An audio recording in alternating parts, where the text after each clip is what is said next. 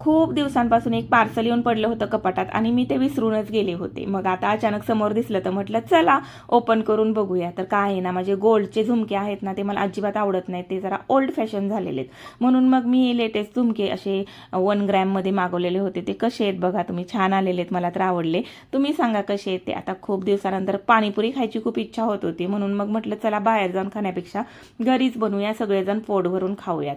मग निघाले सामान घ्यायला, भाजीपाला आणि थोडंसं किराणा सामान. तर पाणीपुरीचं पाणी आहे ना, बाहेर पण भेटतं रेडीमेड, पण मग मी म्हटलं नको, घरीच बनवूया, कारण ते अजिबात चांगलं नसतं. तुम्ही सुद्धा घरीच बनवत जा.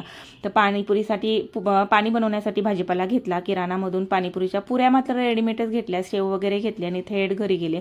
पटकन पाणीपुरी बनवायच्या तयारीला लागली. मुलं मात्र सतत येऊन विचारत होते, मम्मा झालं का झालं का. त्यांना आज जरा जास्तच भूक लागली होती. मुलंच काय, यांचा सुद्धा 2 वेळा फोन येऊन गेला, झालं की नाही लवकर आवर, मी लवकर येतोय. पाणीपुरी सगळ्यांना जास्त आवडते. फक्त पाणीपुरीच होती आज जेवणामध्ये रात्रीच्या. दहीपुरी पाणीपुरी असा बेत होता. सगळ्यांनी पोटभर खाल्ला आणि खूप छान एन्जॉय केली पाणीपुरी. पहिल्यांदाच या मटक्यामध्ये दही बनवलं होतं. दही सुद्धा खूप छान झालं होतं. वास तर खूपच छान येत होता. चला भेटूया पुढच्या व्लॉगमध्ये. बाय.